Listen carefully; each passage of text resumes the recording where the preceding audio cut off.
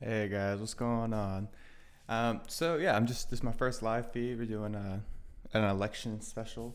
Um, so I kind of wanted to go over today and just talk about what's going on with everything, with the top issues. What are people really passionate about this election cycle?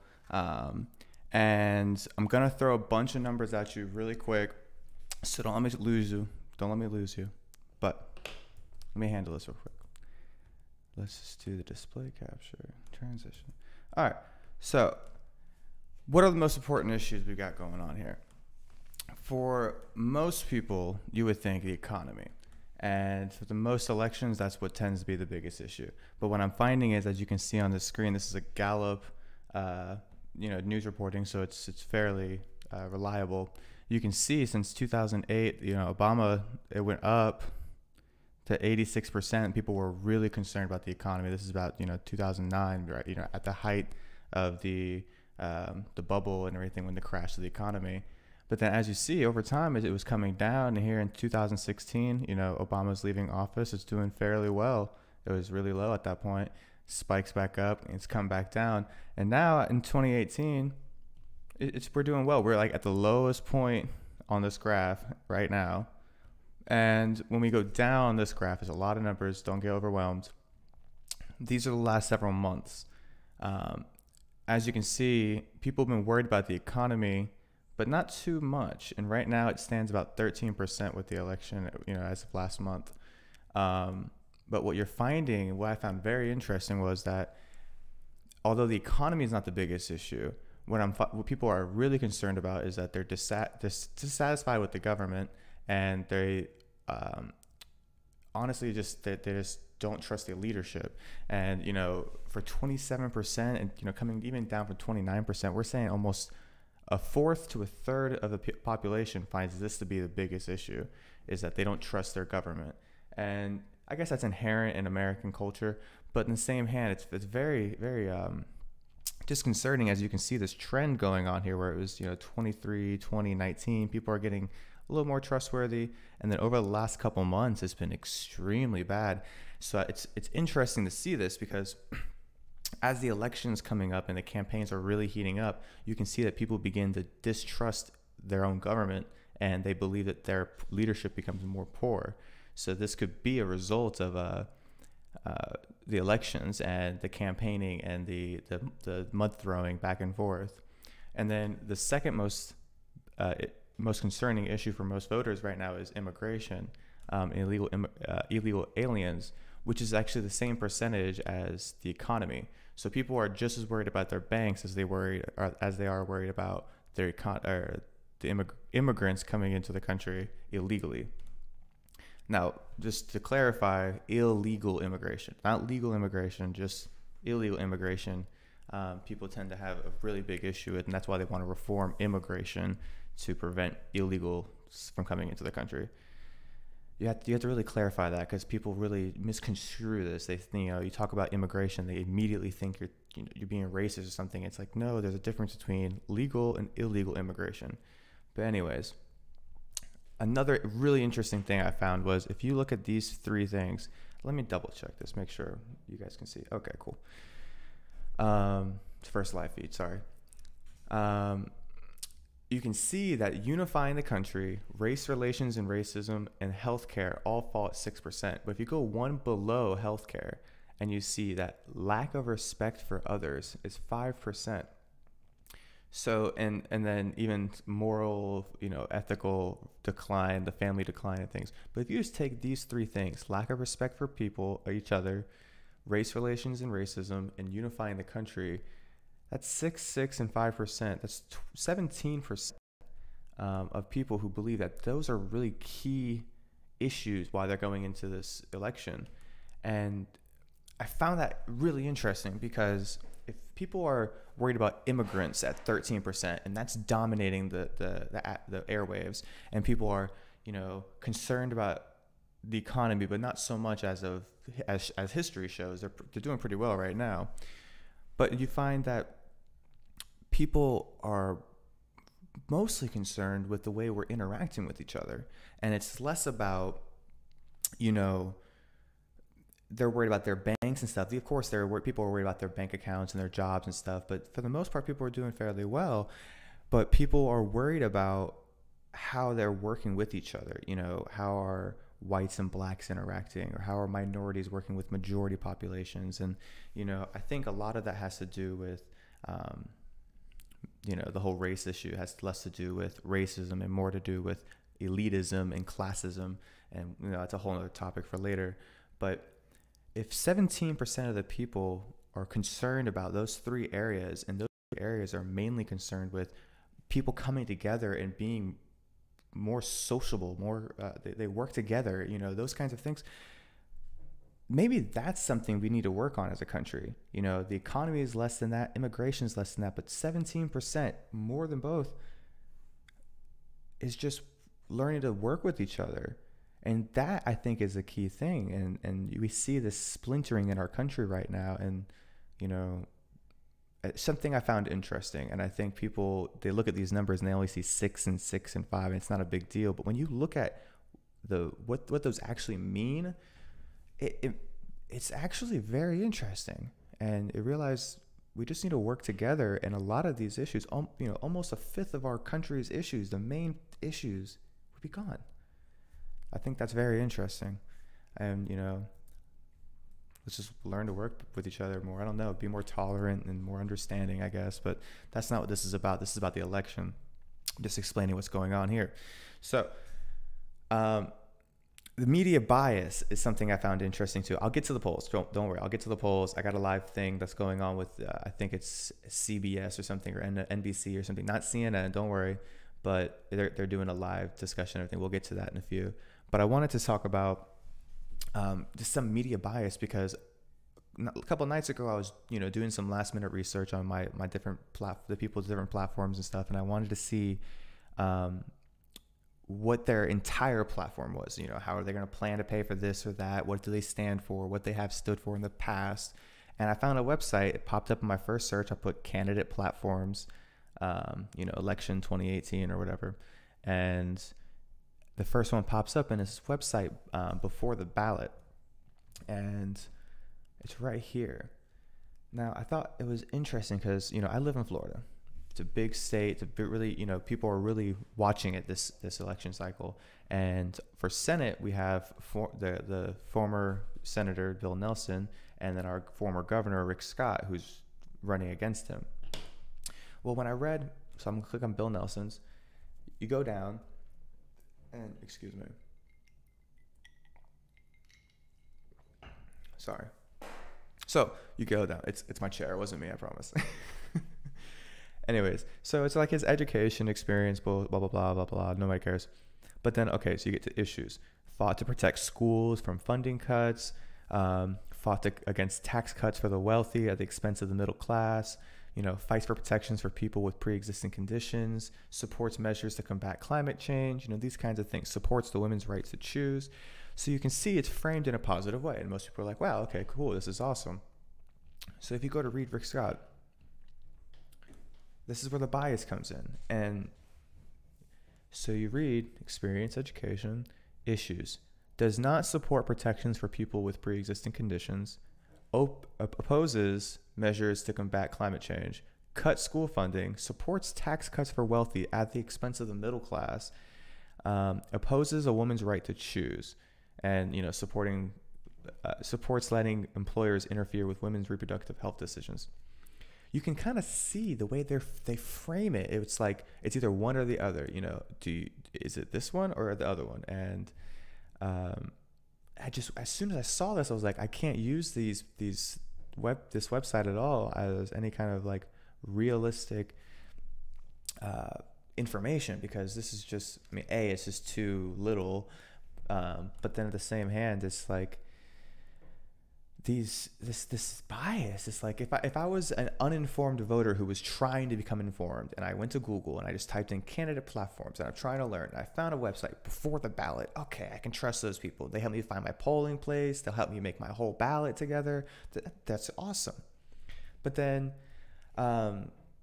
you go on here, and if you were just uninformed, you're reading about this and you're like, oh wow, he opposes a woman's right to choose and lets employers interfere with their health decisions. Oh man, I can't vote for that guy.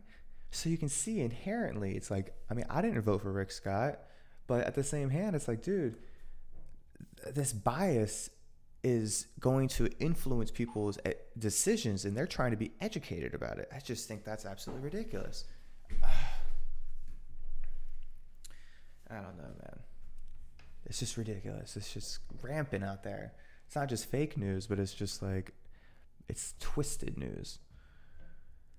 Anyway, so people don't care about the economy so much anymore. We honestly just need to treat each other better, and that would take care of like a fifth of the problems we have. Mark Levin right now is going to tell you guys about the crucial races here in the election. John McLaughlin, let's jump into this. As I understand it, there are 78 competitive races. In the House. In the House of Representatives that are almost ties. Yes. 67 of those are Republican districts. Absolutely. You've indicated to me. I don't know if you guys can hear it. I hope you can.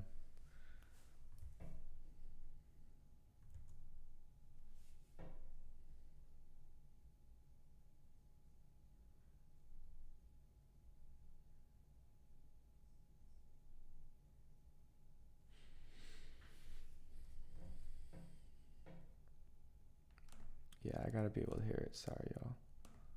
To be a Pollyanna, but isn't that what the stats show you? Yes. In fact, we had a poll last week, national generic ballot. We had 44% saying they voted Republican, 46 Democrat, 10% were undecided. It's in range.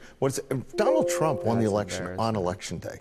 I mean, there was a record. Our strategy was to bring out new voters. And there was 9 million more voters who voted in 2016 than did in 2012.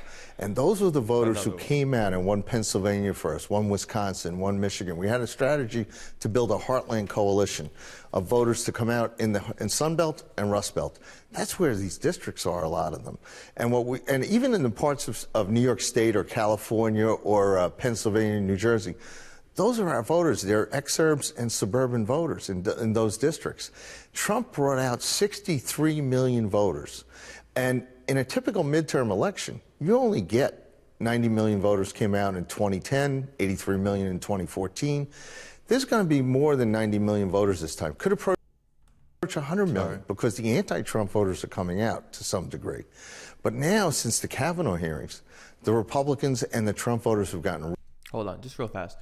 He was just saying there's gonna be like 90 million people turning out for this. I don't know about that. That's quite a sizable population. The United States isn't, very they're very apathetic. We avoid elections for some reason.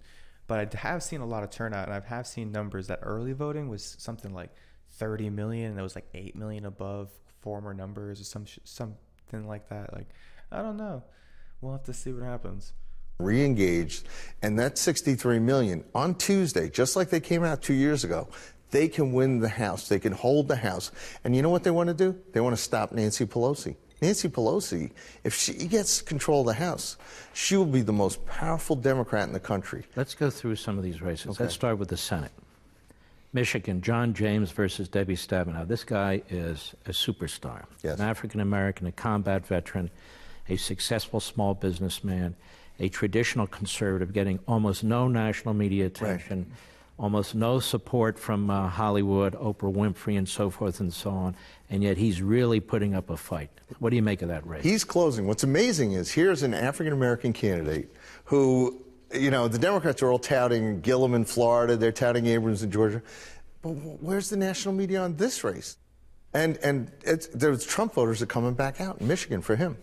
So if the people vote, he wins. Yes. Let's look at Montana. Something interesting there. We have Rosendale, the Republican, Tester, the Democrat. Tester goes to Montana. He pretends he's one of the good old boys, that he's a moderate, comes to Washington, votes the New York, Massachusetts way. He's a sure Schumer vote for a leader of the Democrats there.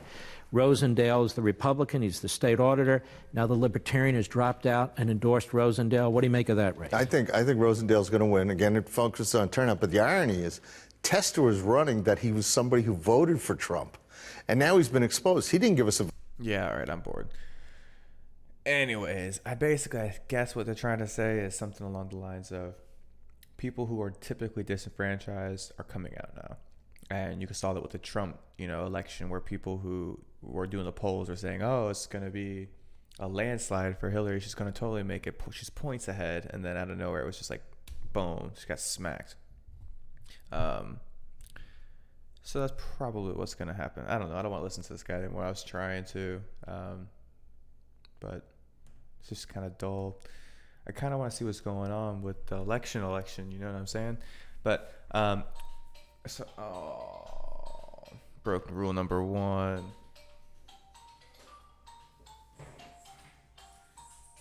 He said he would do it too. What an asshole. Oh, you're a dick.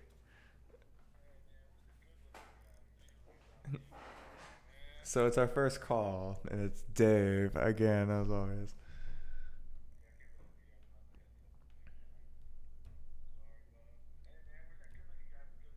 I don't know. I gotta fucking. I'm doing this right now. What are you doing? No, I know. Yeah, I know. It's a learning process for sure. Yeah, I saw it, but I'm not on the chat thing. Like, I gotta find a way to put the chat thing on there. I have to delete this video now. Yeah, I know. Pretty Little Birds.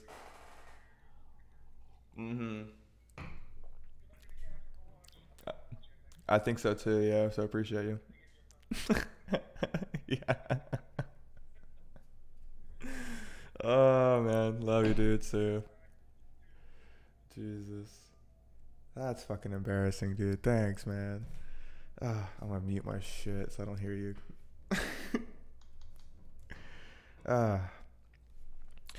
He's a good guy though. Keeps my shit together. Not a yes man for for sure. Constantly shitting on me. Alright, shit. Fuck. Maybe I should be playing like Fortnite or something on the side. At least get some kind of viewership. That would be hilarious. Alright. Sorry about that, y'all. Or Dave. It's probably just Dave. Hey, Dave. But, yeah. So the live-in guy, we're going to listen to some now actual backing news Democrats, at so least in the early Texas. exit polls. So a significant shift there, and that could help determine some of these House races. And what are the issues that have been driving women to the polls? Well, healthcare is top of mind in a lot of these polls, especially for women, because like it touches a variety of issues in their life, not only their personal health care, but affecting the health care decisions that they make for their families. They also view this through an economic lens, how to pay for health care, not only for themselves, but for yeah, because it's freaking expensive. Like, what? Like, that is literally the main issue with healthcare, is it's too freaking expensive.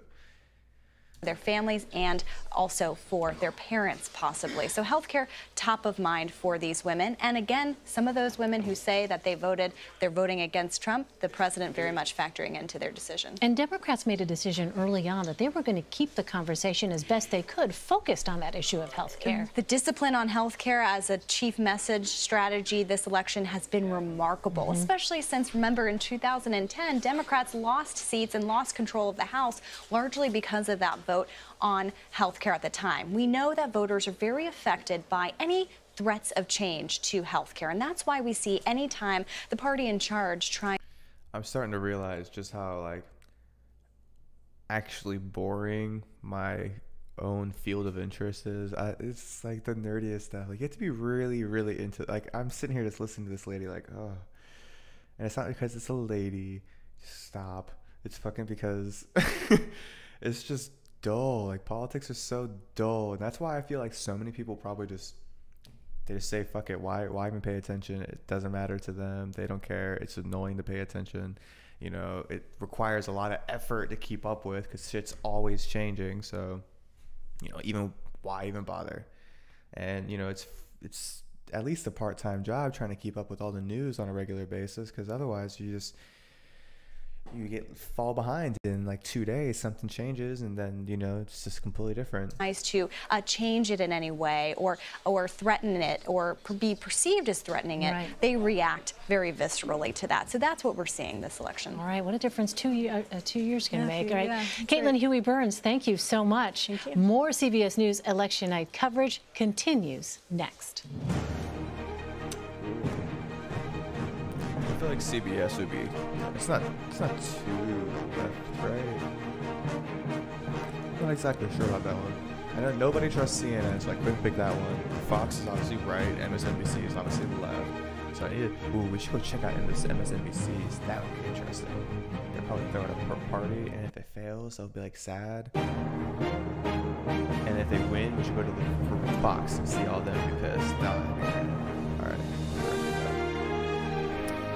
And we are back now with more CBS News coverage on the battle for control of Congress. I'm Jeff Glor with Anthony Silvanzo, our elections director, at the decision desk here. You see it right behind Anthony. We're talking about a lot at this hour. Anthony, breaking news, and what a surprise. Florida, two very, very tight races here. Yeah, it wouldn't be an election night without something like this. You know, in Florida, here's the thing. We've got tight races, and we haven't made a projection yet. Oh, DeSantis might beat him. Holy shit. We think are a few more votes in Broward County and Miami-Dade. That's 98% It's a Democratic territory, so that could be good for either Gillum or Nelson if that comes in as we expect. Usually, if it comes in Democratic. You have 98% of the vote in Florida, and both the governor's race and the senators are still toss-ups. Right, but let me underscore this. That 98% in is based on our trend lines of turnout. Now, if there's a lot more votes still to come in, well, that number could go even higher, too. So that's an estimate in and of itself. That's what makes a lot of this still so uncertain. Okay.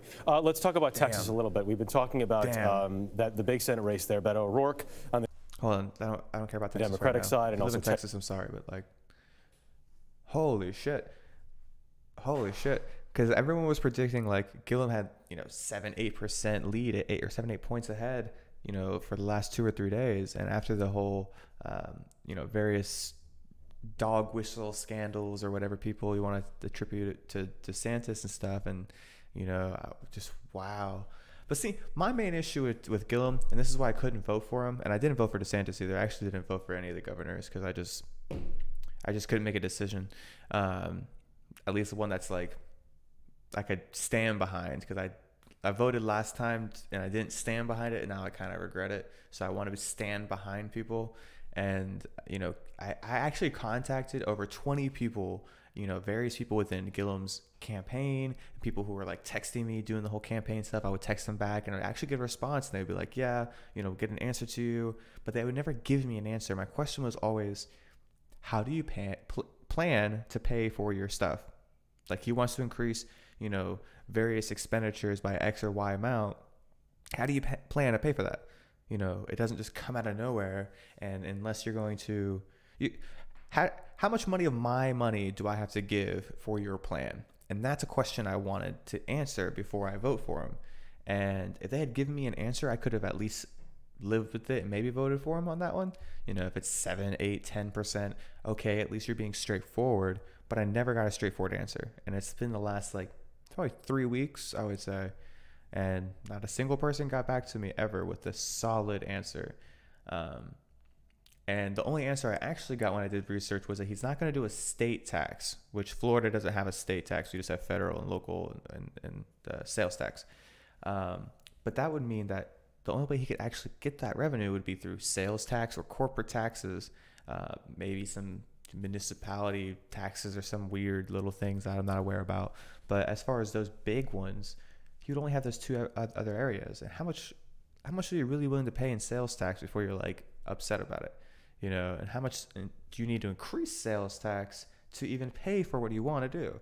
If you increase it by 10%, how much would that really come out to in the end? And would that be enough to pay for your plan? And is that enough for everyone to be okay with it? And no one ever got an answer to me. And that's a really big issue. And then Ron DeSantis, I mean, he might have been making a joke and everything, but like, I really need like a man's man or just, I don't want to say a man's man because of the whole like male female connotation, but the point is somebody to be able to take charge and alpha and be like willing to be confident and smooth and suave, which Gillum had. I watched the debates. He was very calm and collected and, precise and very good. But he didn't answer that question I had. And then DeSantis was kind of like opposite. I felt like he was reserved and unconfident and like unsure of himself. And I just can't get behind a leader like that. let's see what's happening in Texas. Ted Cruz looking to hold his seat. Right now, you are leaning Republican in Texas. How much? You're talking about a very popular governor, Greg Abbott, who obviously has won re-election. Yes. Oh, he's a How much of former this is a down ballot effect from Abbott? 43%. Well, there's definitely a split now between the Democratic vote for governor and what Beto O'Rourke is getting. He's sort of keeping right behind Cruz in a lot of areas where he's running ahead of the Democratic would-be Democratic governor, the losing candidate there. Now, having said that, you see that 70% in, that's key, because what's still outstanding are some areas around. Do y'all see this? Is Ted Cruz going to lose his seat? Yo. I don't want to say it's gonna be a blue wave, but that's an interesting one. Did he like burn himself so bad in the last election that he just can't come back from it, and he's gonna lose his seat he's been holding for a while? Houston that we're watching carefully. A couple of counties where we think, I think there could be still 900,000 votes still to count. So we're going to watch that carefully. No projection here yet. There's one district we've watched very carefully in Texas, and that is the 7th. We visited the 7th because it has been a Republican district ever since it was created. It's where George H.W. Bush, the president, lives now. John Culberson has held that seat for a long time. Got a big challenge from Lizzie Fletcher. Where are we now? Yeah, you see this 9,000 vote difference. Now, that's not enough yet to make a projection in this race, but certainly this is one of those districts where if the Democrats can hang on and pick up, this is one of those indicators. It's one of those suburban districts. That area has been diversifying, too. It's the kind of place where Democrats want to try to make gains. I still expect this is a long night here before we get the rest of this counted, but it's a lead for the Democrats. But there are a lot of districts across the country that look like the Houston, the Texas 7th. Well, exactly. Some of the more affluent suburbs throughout the country, and we're watching them from New Jersey all the way out to California as we get later into the night. What we're going to do is look for those patterns, like you just saw, and see if that can tell us where this House race is headed. Right now, if the Democrats were to pick up districts like that, it would be a good sign for them. Okay, Anthony, we'll see you again very soon. Right now, back to the desk here, guys. All right, Jeff and Anthony, thank you so much.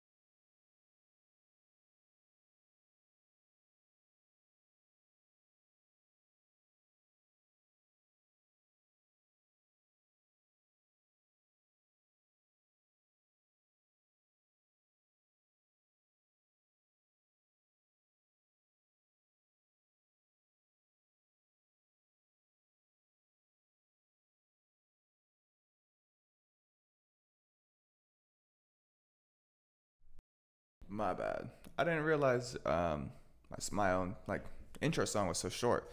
Anyways, it's pretty nice. Thank you, Dave's friend, for hooking me up with this one. It was nice.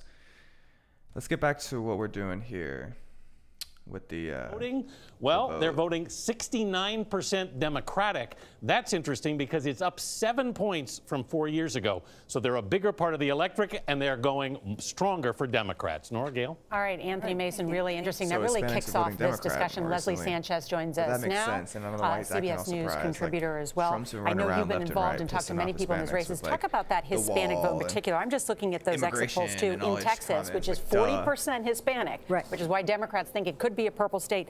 Beto's doing very well there, winning Hispanics 63 to 36%. I like to flip that, Nora, when I think about how can Republicans win. When you're talking about a state that's very red, it was about 1994, the last time the Democrats ever won statewide office, was when Republicans figured out if they could get 30 to 35% of the Hispanic vote, they could win down ballot. Yeah. And basically, if you're seeing that measure at 35, ticking upwards of 40, even former Senator Kay Bailey Hutchison would get in 50, 52, 53%, you do see support, especially in those southwestern states. But let's say 40% of Texans identify as Hispanic or Latino. They are. Well, they're Mexican Americans. So you're talking about an area that used to be Mexico, according to some people. When you think about where the border is and how it's moved back and forth, so there's a very different sentiment than perhaps California, even in Arizona or Nevada, anywhere along the U.S.-Mexico border. So this is a state that is fundamentally conservative. The economics are conservative of the state. And both candidates have appealed to the Latino vote, and obviously talking about different issues going after both them. Latino candidates. Yes. You could argue that and many times speaking Spanish, opening their big conferences out there and speaking at the rallies in Spanish. Exactly. The difference with Texas is they don't run on ethnic identity. They run on I'm a true conservative, I'm a Reagan conservative, and kind of the fundamentals of that versus identity politics. I should have put together a screen where I could see the chat, myself, and the screen that you guys are watching. I'm teaching myself all this shit by myself, though, so give me a little leeway. Don't hate me too much. Hopefully I get better over time. I definitely will, but I put a lot of time into this kind of shit. Oh, man.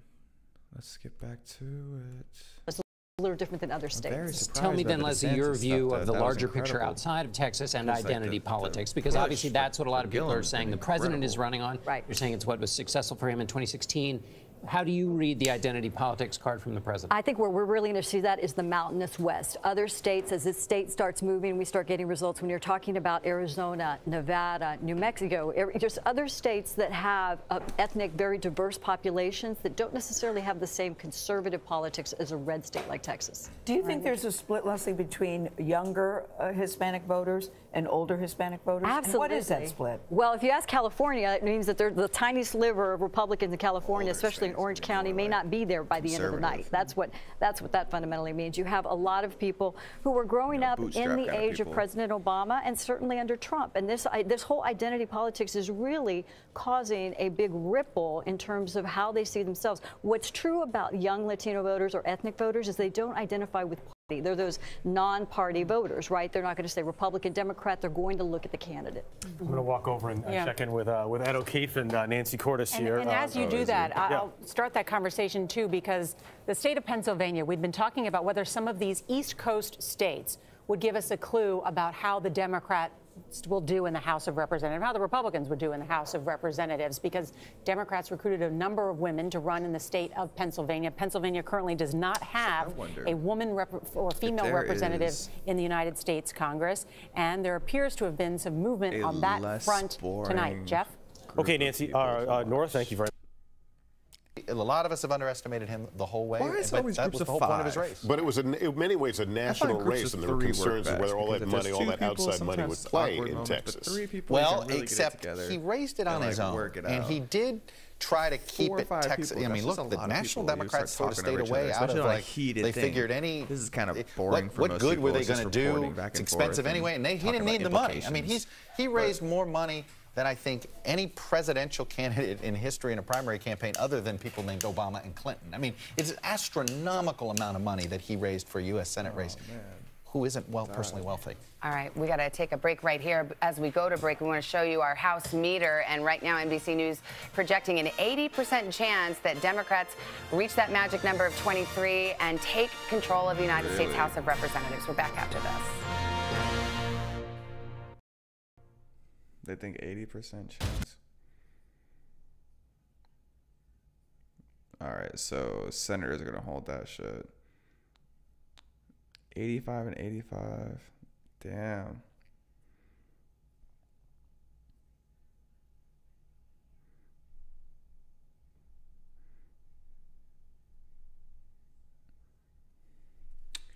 That's exactly what I was looking for, so I appreciate them for putting this together.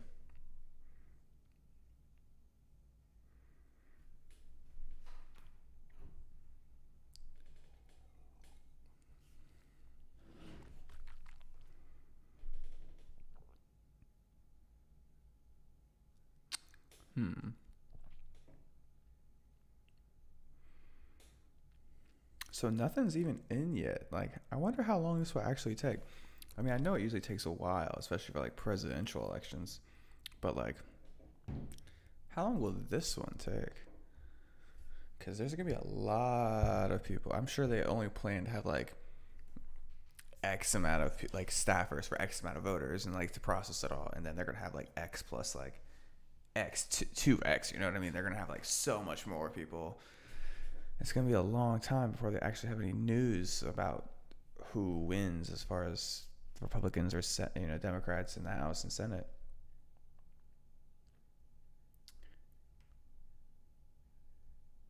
All right, they're just looping around. I guess we're not gonna find out tonight. I wouldn't see how they would be able to do that tonight. It's a lot of people to count.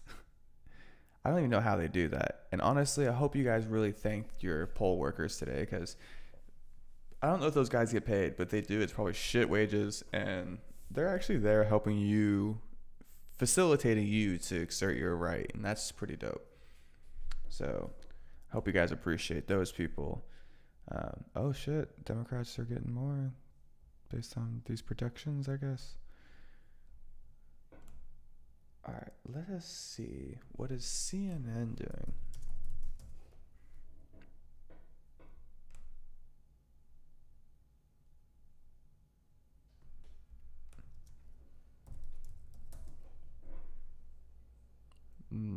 They're not.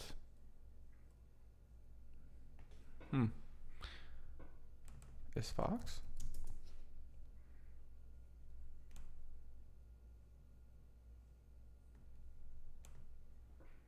Connecticut and across this country, that we are going to be able to answer most of these questions tonight in a way that will stand as a spiritual reconstitution of America.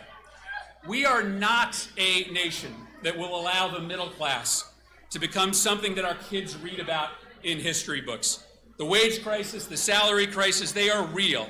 And tonight we have a chance to say loud and clear that Connecticut wants a higher minimum wage, and that Connecticut wants more people to be able to join labor unions all across this state. Interesting. I don't know how you guys feel about that one. Like, how do you feel about higher wages, like requiring, say, a $15 an hour wage? Because on my personal belief is like, wages have been stagnant, and they've been sticky wages for a long time, and we need to like adjust that. But how quickly, how much, and how, like, like how much money are you going to require them? And you can't just do it overnight, because then businesses would be smacked with it. So you have to let them adjust. I don't know. It's a very interesting question, because people do deserve more than, it's like what, like $8 an hour or something like that right now.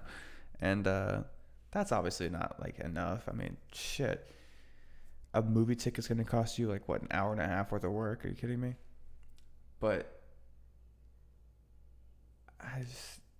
we need to adjust it. But how much? Like, Hillary Clinton said something like, what, it was like $12 an hour or something? Or was she pushing for the 15? But I think it was like a $12 an hour thing. But I think that's more reasonable. But I don't know, 15 seems like a lot, because, I've worked in my industry for the last 5 years, and I got only up to $14 an hour before I had, a job opportunity to change, and you make more money. But that required time, effort, and everything, not just out the gate making that much. But on the same hand, making only $8 an hour isn't really a lot. I mean, especially after taxes. And that's the thing, is the people who are poor and broke, who are like, I don't have any money, are also the same people who are just like, I want to have more taxes. So it's like, you don't have the money to take care of the things you have now, but you want the government to take an additional 15-20% from your taxes to give you what? Healthcare that you don't pay for anyways now, so that's an additional expense out of your budget.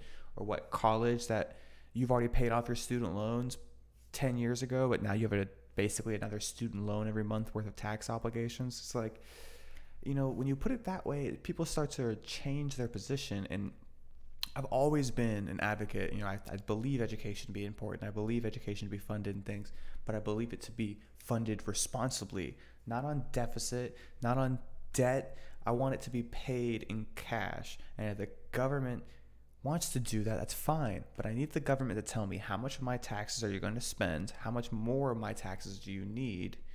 And then what are we going to get out of it? And how effective is that program going to be? Because if you're just taking money and flushing it down the toilet for, I was reading something about $1,300 coffee mugs for the military, some contractor, you know, greasing up his hands and filling his bank accounts. But the point is, it's like, we don't need all of that if you can just pay for it yourself. And I'd rather have the money in my hands to pay for something than give it to the government to hopefully figure it out. And I think that's an argument for a lot of like conservatives, where they're saying, you know, it's like, oh, just do it yourself.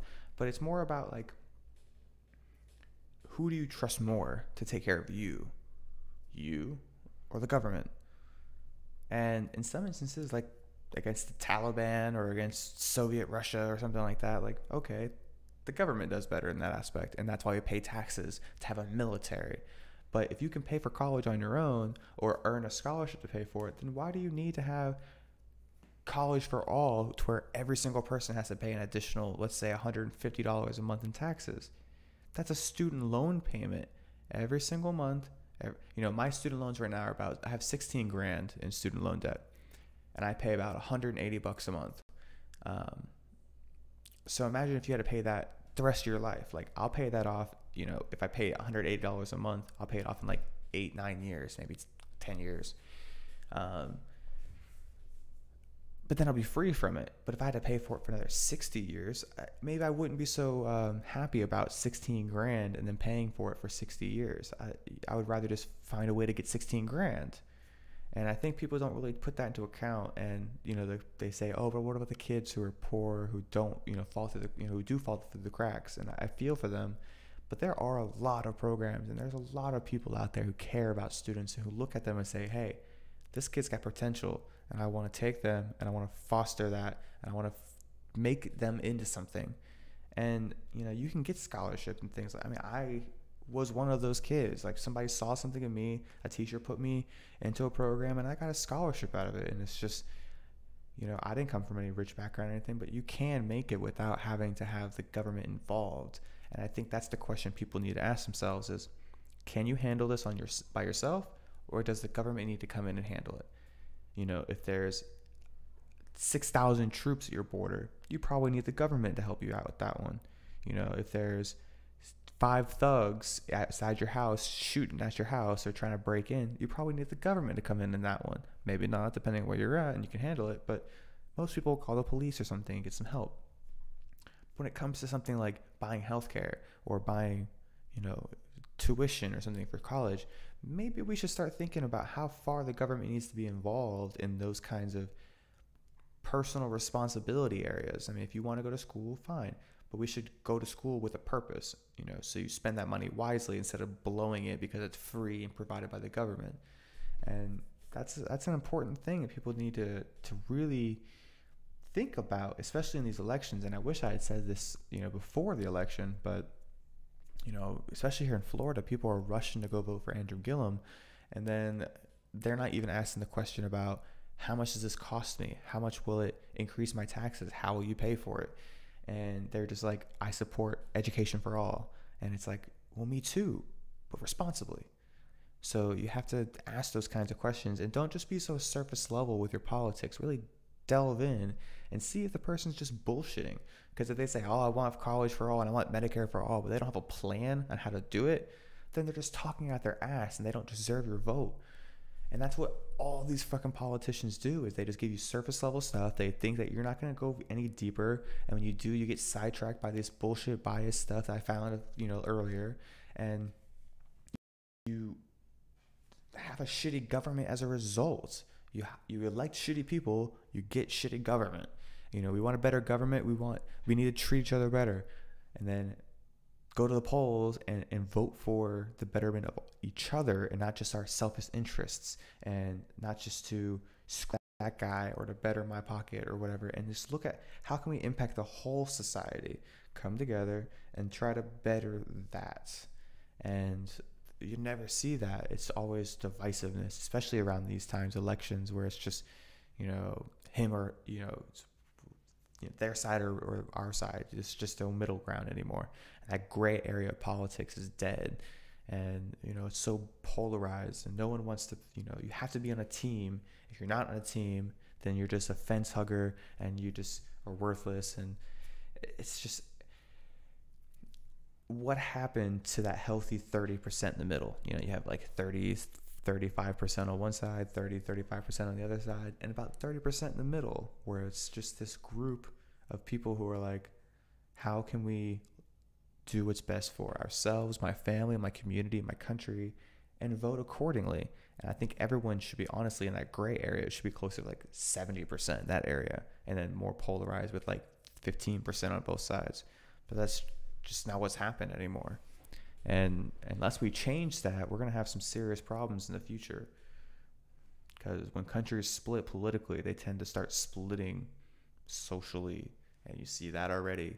And then they start splitting economically, and then once that happens, it's all over. What is this guy talking about? Now, we are not a nation that sees healthcare just as a commodity to be manipulated by big companies whose priority is their bottom line, not our health. And tonight we have the chance to say loud and clear that America now knows that the Affordable Care Act works, and our job is to protect it and make it better, not to tear it down. Let me see. We are not a nation that turns a blind eye to our brothers and sisters, our children who are being gunned down at a rate 20 times that higher of that of similar nations. We are not a country that puts the profits of the gun industry before the safety of our people. Tonight, we have a chance to say loud and clear that the gun lobby is no longer in charge of our gun laws in this country. And we are not. All right, so Senator Chris Murphy in Connecticut, we're taking what we have of some of the video coming in, but really, I want to talk about these key races that we've been talking about, Florida, Georgia. Before we get there, forget that. Mike Braun just beat Joe Donnelly in Indiana. That's a pickup for the Republicans. It does look like Rick Scott is also going to beat Bill Nelson in Florida. Let's go back to Florida. Sorry, this is but I just huge. want to say Republicans picked up another seat in the Senate, which was Indiana. Dave. Yes. Are you Okay. watching this? And that leads us to Florida because we're looking at possibly another pickup We there. can do that. Yes. Look at it. They have so it looks like we're going to have Rick Scott beating Bill Nelson there, and also it looks like the Republicans are going to narrowly beat out Andrew Gillum as well. Ron DeSantis looking to win that one. Again, was it 98% reporting in? Ron DeSantis. Like the Republicans are going to narrowly beat out Andrew Gillum as well. Ron DeSantis looking to win that one. Again, was it 98% reporting in? Yeah, I believe it was. And they're ahead close by to like it. 80, 100,000 people. So Was that surprising? We talked about this election before, but DeSantis being a controversial figure in a way. It came down to turnout. That is a toss-up state in every election. It has been one of the critical states in every one of the past, 5, 6 elections, in general. So again, right down the line, it comes out to turnout, and Republicans seem like they've turned out more people. So. Okay, and then in Georgia, we're taking a look at those numbers. Not. Did he just say Republicans turned out more people? Because that's pretty funny. Because if I recall correctly, this was supposed to be like a blue wave. And it does not seem to be a blue wave. It almost seems like a red one. And that's not me being biased in any way. I'm just saying, when you talk about this for 6 months about it being a blue wave, and we're going to take this over, and then you see Republicans winning left and right, and it's like, well, maybe not. And they're like, Republicans are turning out in numbers even greater. And when you think about that, it's like the people, the base of the Democrats just fundamentally outstrip the Republicans, because there are more youth in general right now who would identify as Democrat than they would Republican. So if you could capitalize on that, get them to turn out to the vote, you'd be able to easily throw these people over and take over the election. But that's not what's happened. It's very interesting. The old people turned out, I guess. Not a lot percent in right now. It's 54 or so percent. Yeah, and it looks like Stacey Abrams is getting blown out with what's been reported in right now. But again, we have there are suburban areas around major cities that come in typically heavy Democrat. So I think it's going to be pretty close. But it does look like it's leaning Republican in Georgia right now for that governor's race. Which is really interesting, and all of this sort of the finalized numbers, like you said, aren't going to really come in until late tonight, maybe even tomorrow. You'll be here to contribute to the Final Five at 11:30. All night long. You might be getting in some breaking news as you're in that interview. What chair. excitement! Usually I'm just there to joke around on the Final Five, but I'm going to be there with my adult, serious, analytical hat on. Which you've been doing here too. It's amazing. So I've been shocking people with my maturity here on air. It's been mature, and you know, I truly do wish we had some of these hot races, some of these speeches, but like we said, we're not going to see them every race until I late. comment on is a hot one. These have been sort of some of the predictions. He's that guy in The Office. Did you just notice that he was saying like, yeah, nobody really cares, like, you know, I just do my thing or whatever, and then he goes, anything I comment on is a hot one, like, bro, good job. I'm rooting for you, bro. Races that we knew, suit jacket or and we t-shirt. sort of I love it. Guess you know what happened here, and right now I believe Joe Manchin is speaking in West Virginia as well. Joe Manchin has won his race. He is, of course, pretty much a Republican, but he's a Democrat. And this one was interesting because he was big in the news for voting for Brett Kavanaugh on the Supreme Court as a Democrat. So critical to his re-election. That was huge. I think that would have been a 10 or 20 point shift for him had he gone against Brett Kavanaugh. So we're seeing his victory in West Virginia, and he's speaking right now. We can take that just to give you a look at that. We could even pot up some of that sound, but that is a very shiny necklace behind him. That's a chandelier of a necklace. People are dressing it up. I didn't even notice that. How many of you guys noticed that? Why did that guy notice that? Never mind. For election night, and a couple other live views that we have. Kane's. Wait. Fuck the necklace. Y'all see this guy? Who's that guy? Up for election. You see that guy? You see what he's doing? That sound, but that is a very shiny. You see the guy, his like 1970s Miami style like jacket with the open fucking no tie. Shiny necklace behind. Watch what he does. Watch him. And that's a chandelier of a necklace. People are dressing it up for election night, there you and go. A couple other. My dog. You know what he's doing? He's having a good time at the election. You guys are bad for assuming bad things about that guy. He's a good man. He's out there fighting for his rights of Kane's party still going strong, and we're rolling it back to again. It's actually not going strong. That's emptying out right there. That's what you said earlier, but it's not too bad. All 48 people who showed up to Tim Kaine's party are there, and they're. Ooh, burn! You heard that? All 48 people who turned out. They're just mulling around. All right, it was different before. Can we go back to West Virginia for a second? I just want to take a look at that necklace again. I just want to. She has every crystal in all of West Virginia on her neck right there. That is Joe Manchin is spiking the football with. I guess that's a relative or a daughter behind him, just loaded up with every crystal available in all of West Virginia behind him. Totally, and you know, we are a few minutes out of our continued evening coverage on Fox 5 DC. So if you are in the area, turn us on. Turn on Fox 5. Why is your television off right now? Go turn on Fox 5. Watch the news at 10. It's the best news out of all of the networks. No. Don't go turn on your television. That thing is a dumb box. Don't do it. At least the internet provides you an escape to intelligence. There's a lot of fucking retarded stuff out there. Sorry. But there is. And yeah, at least this thing can provide you a way out. The television, you're stuck. Whatever's programmed, it's inherently programmed. Been on all of them. Hey, it's the best news on all of them. They have the best smelling set.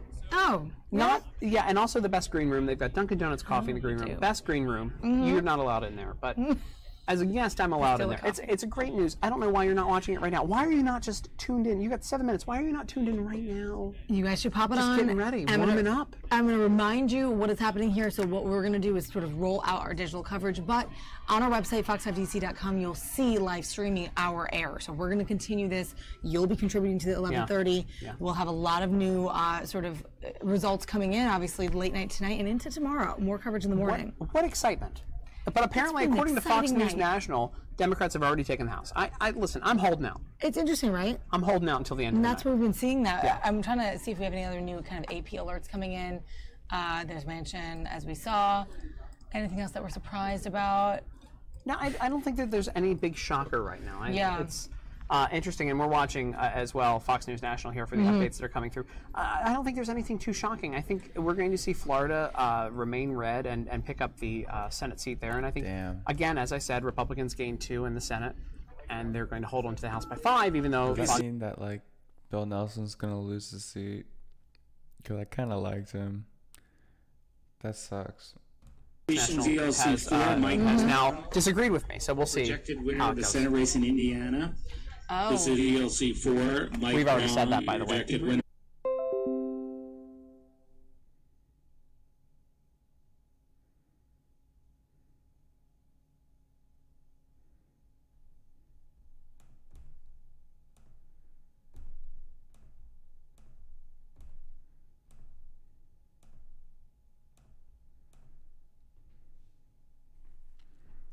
Is my shit crashing? What's going on?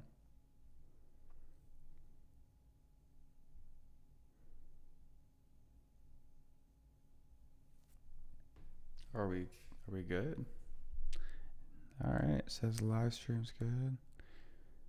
Got one person in here. It's probably me. And if it's not, it's Dave. So it's pretty much just us talking on the phone like always, just through the internet. And I'm making an ass of myself in front of everybody. But that's okay, you know. Not worried about it. But I gotta make sure this shit's working because it just died out of nowhere. Oh, now no one's watching. Oh, see? I say yo yo and everyone just dips. Shit happens. Vote on tax cuts. He didn't give us a vote on Kavanaugh or Gorsuch.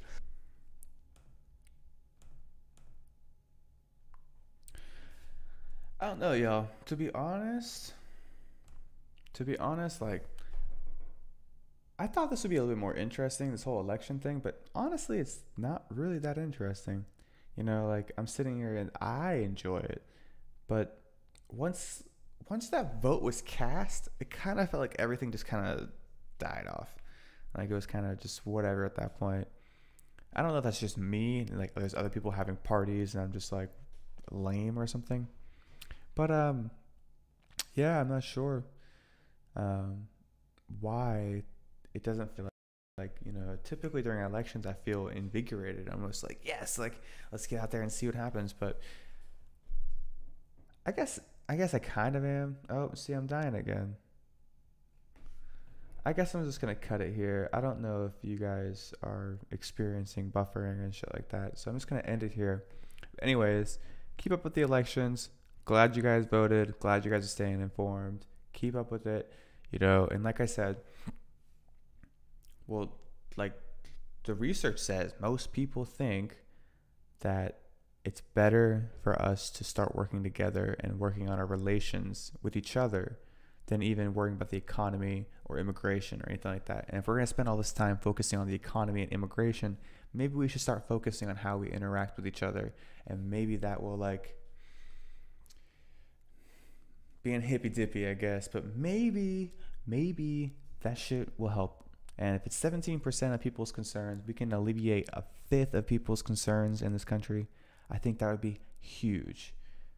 Anyways, happy election day, guys. I appreciate you listening. If you're here, you probably aren't, but it's okay. Take it easy, guys.